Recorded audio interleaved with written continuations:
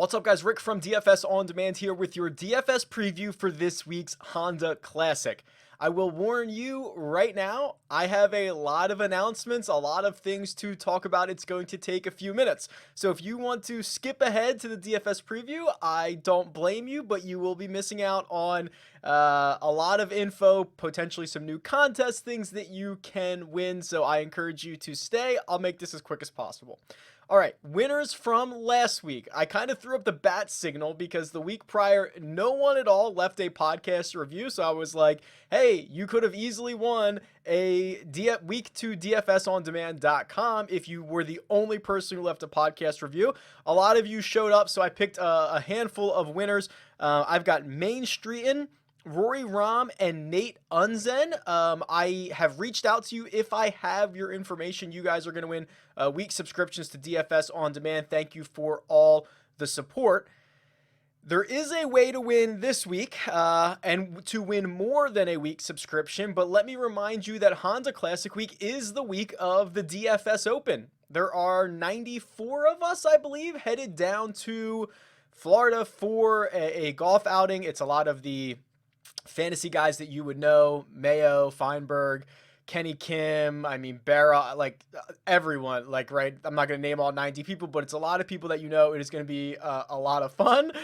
Very much looking forward to it. So for that, I'm sponsoring a hole. So we put like a player's gift bag together. So a little bit of a spoiler alert here.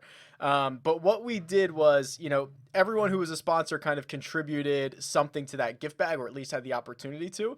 So I was trying to think of something that I wanted to put in there and had no idea what to come up with. So finally it hit me. And I hope that people understand what this is, because it's a little Space Jam reference. So remember the part of Space Jam where the Toon Squad is getting smoked at halftime and Bugs Bunny fills up a water bottle and writes Mike's secret stuff on it, and then everybody drinks it and they think they're superhuman again? Yeah, okay, I don't know. I made a Tiger's Secret Stuff water bottles for everybody because I didn't know what else to do, so I had these made up. So those are in all of the gift bags, and then also inside of it is, I know you guys like your logo balls, so there is a DFS On Demand logo ball in there. So where I'm going with this is I had extras made. So I'll have to check to see how many that I have, but I will give these away for this week. So there are three. So here's the giveaway for this week's video. I'll give you a week's subscription to DFS On Demand. And then I'll mail you one of these water bottles, Tiger's Secret Stuff, along with the logo ball inside of it. So there are going to be 3 ways to enter instead of 2.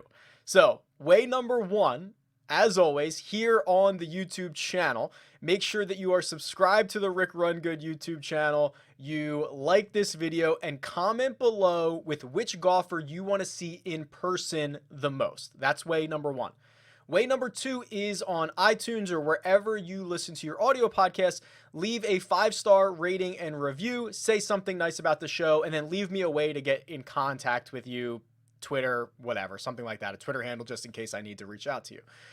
Those are the normal ways, and you can enter on both of those to increase your chances. The podcast one, obviously a lot easier to win. The third way, if you guys have been following along, and I know some of you are, I co-host a CBS Sports golf podcast. It is called The First Cut. We get a lot of really good content, and we talk not just fantasy, not just betting. We do talk about that stuff, but we'll do like recaps after rounds and recaps after tournaments and look aheads. And it's honestly a lot of fun. I'm really enjoying it, and I think that you would enjoy it as well. So the third way is to go to the First Cut podcast on iTunes, leave a 5-star review there, and just say something nice. Like, hey, looking forward to listening to this. This is a great podcast. I don't know. And then just drop me like your Twitter handle or something like that so that I can pull out a winner over there and get in touch with you. So 3 ways. I highly encourage you to do all 3. Triple your chances of winning. I will pull those later next week when I get back from Florida. Final thing.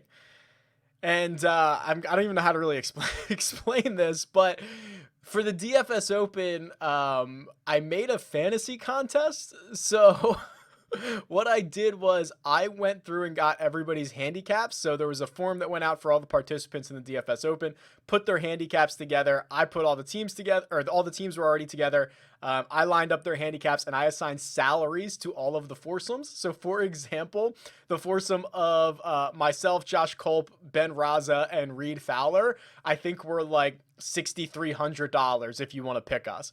And there is scoring that is going to be similar to DraftKings scoring. So what you'll do is you'll construct a lineup of 6 DFS Open foursomes because we're playing in a scramble, and then we will punch in all the scores later and see who wins. Okay, so that's the general premise. I will drop all the information, the links to the first cut, the links to DFS Open contest below, but that's the gist of it.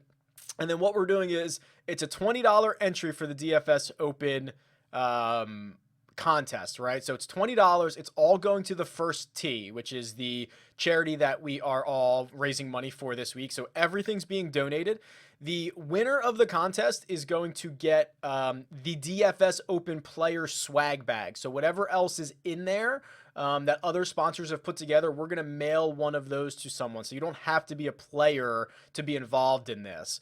It's your chance to get a swag bag. I've thrown in some other prizes. Like there's a yearly subscription to DFS On Demand for, I think, second place, and then some monthly subscriptions for third through fifth. Like I'll send some people some water bottles. So it'll be good. It's a great way to raise money, and it'll be fun to follow after the actual DFS Open has been completed. So again, all of the information that I just spoke through will be in the description of this video or podcast. So go and check all of that out. But I think that's it. For now, let's now jump forward to Honda Classic DFS preview. All right. Honda Classic salaries out as of, I don't know, 30 minutes ago. We are rocking and rolling. I've got everything loaded in. I don't want to waste any more time. Let's jump right into this, and we're going to start with the key stats. So if you are new this week, welcome.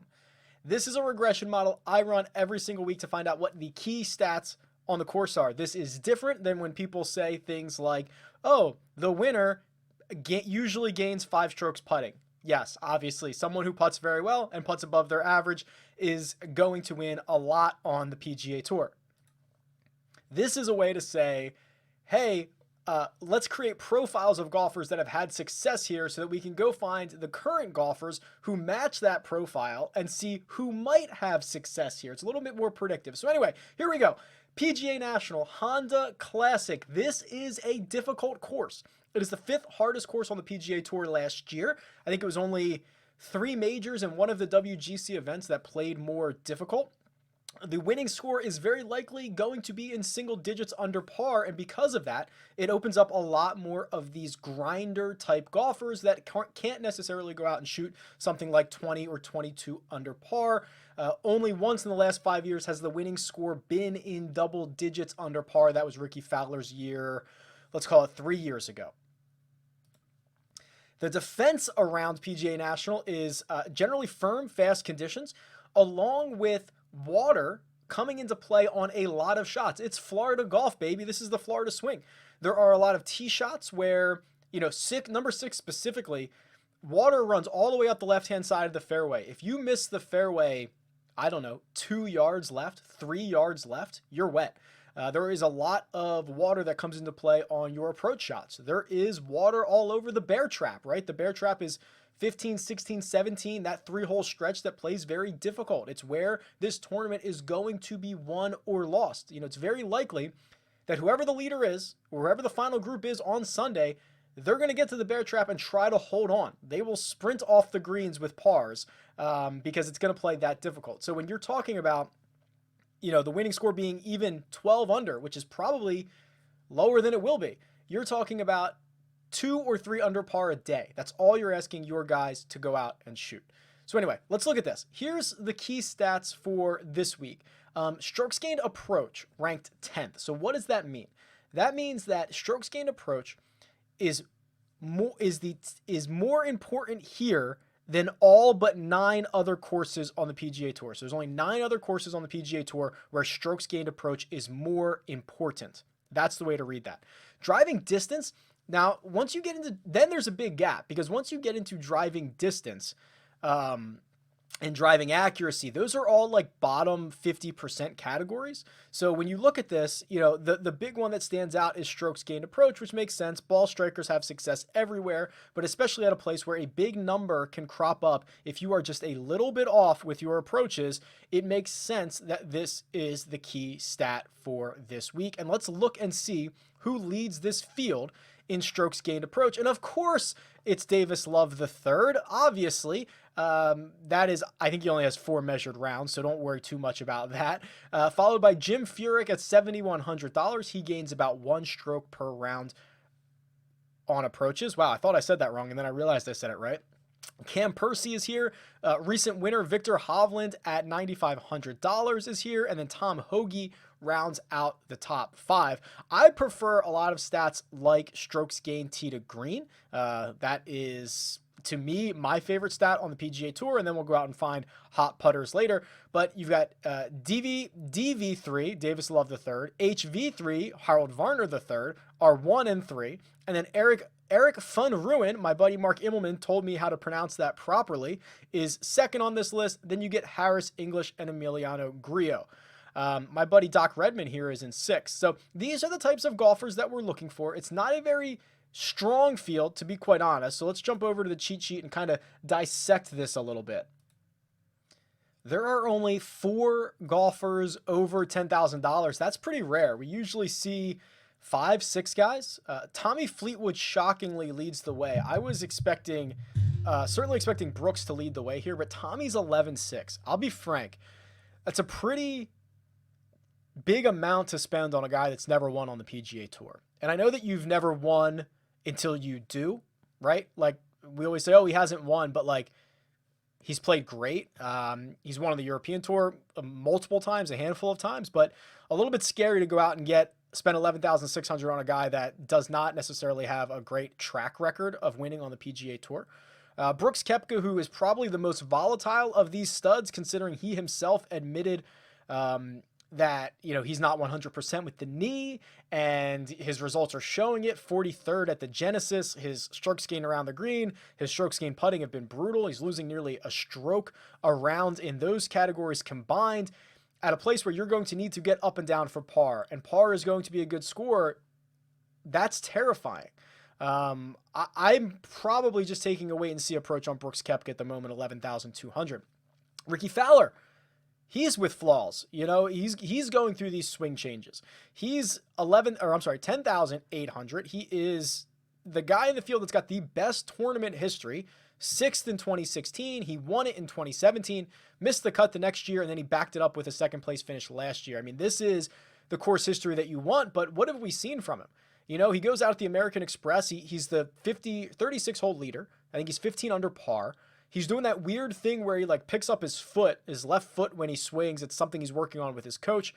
Misses the cut at the Farmers, 37th at the Waste Management, and then we just haven't seen him. We haven't seen him since the Waste Management. So it is conceivable that he's been working hard, he's getting his game into shape, and he's ready to rock and roll this week. If you were asking me to play one of these guys for GPP upside, I think Fowler is the most logical one. He's the cheapest. He is the guy that has won here in the past, and he is the guy that I think in this situation, not seeing him play and having the long layoff is actually beneficial, because he could have just gotten this all figured out and he could be right back at it. I'm not super excited about it, but I think that is a reasonable expectation of Ricky Fowler. Gary Woodland is at 10-3. Gary Woodland is probably the guy here, with the least amount of flaws. So 10,300. He's coming off the 12th place at the WGC last week. And if you ask me, hey, pick a guy who hits the ball really well off the tee and kind of grinds it out, a 12 under par winning score in tough conditions, who do you got?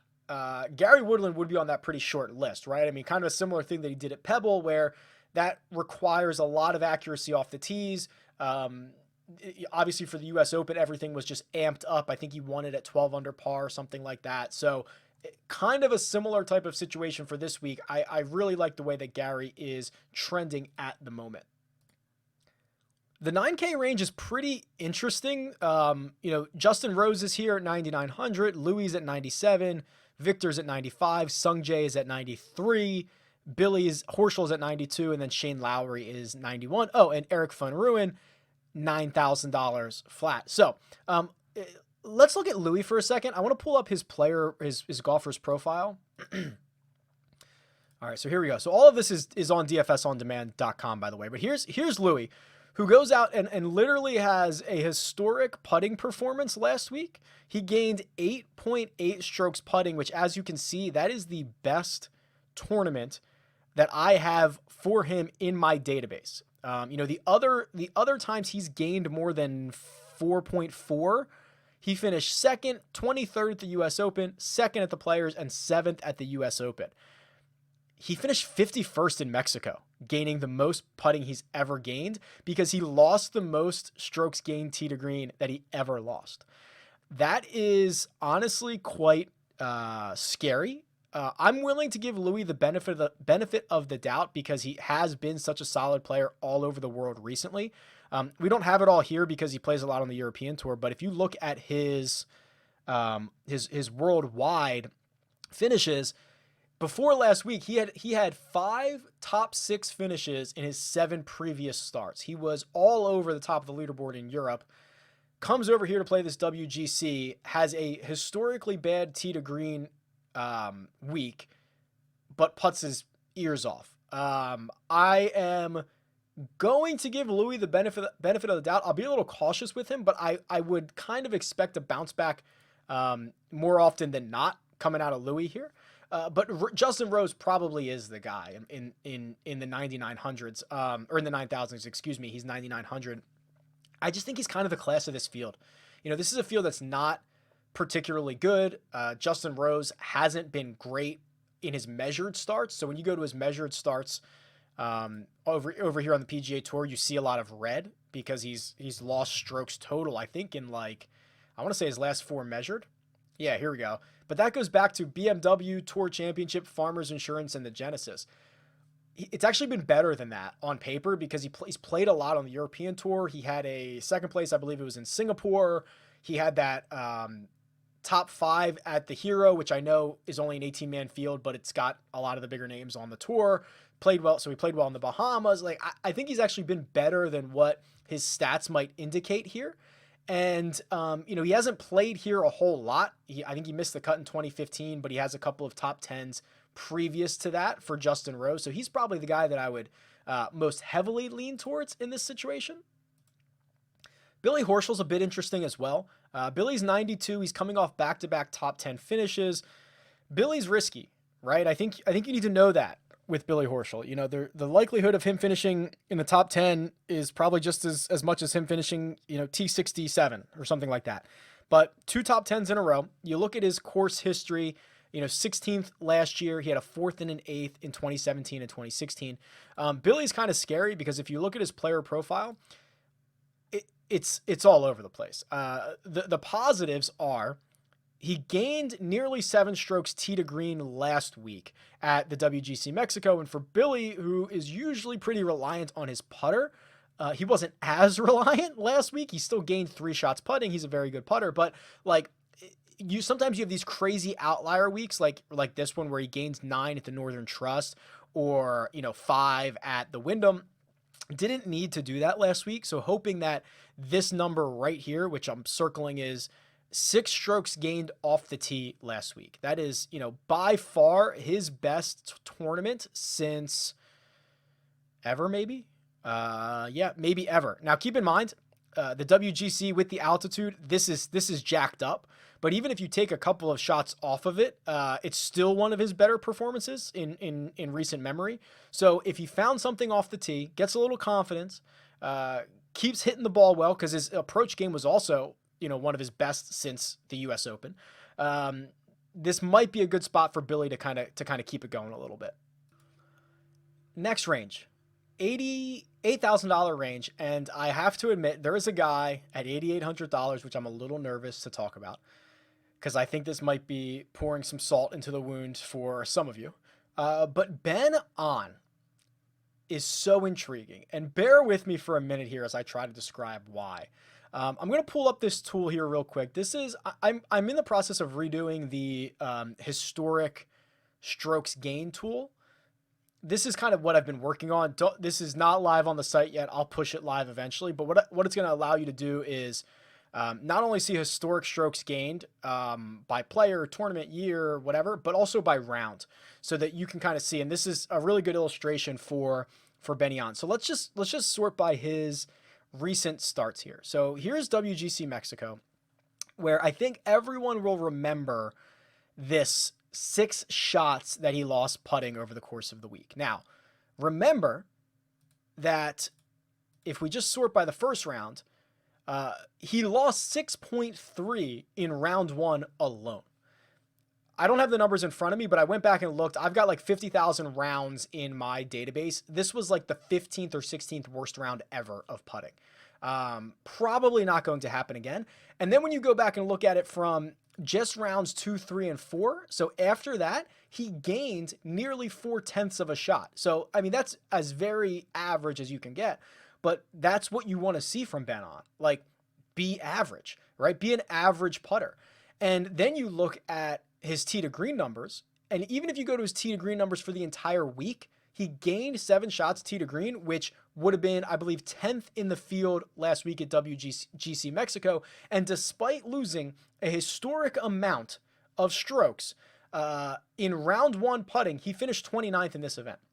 So what I think a lot of people are going to remember are the internet jokes, the Twitter jokes about Benny On losing 6 shots putting, and they're not going to realize that he actually played pretty well after that, okay? Rounds 2, 3, and 4, and he played great tee to green all 4 rounds. So, like, don't forget about that. And then if we pull up Benny at just the Honda Classic, which he's played twice, last year he finished 36th, losing 5.5 shots putting, and then he finished 5th 2 years ago. Both weeks he gained between 8.5 and 9 strokes putting. Or I'm sorry, whoa, that's not what I meant. Between 8.5 and 9 strokes tee to green. So he likes it around here. It's just a matter of if that putter is going to catch fire or if it's just going to be average, which it was for the last 3 rounds of the WGC Mexico. So I'm buying back in. I think he burned a lot of people, and you are all going to forget about him and you're going to move on when I see, hey, there's blood in the streets. Let's buy a little bit of property.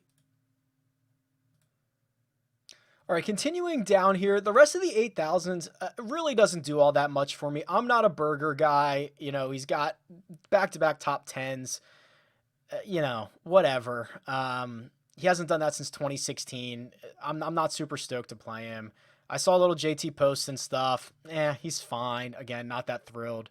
I always love Corey Connors just because of the ball striking. He's so good tee to green. You can see gains nearly a shot and a quarter just on those 2 facets. Now, the closer he gets to the green, the more trouble he gets into, but he's always going to show up.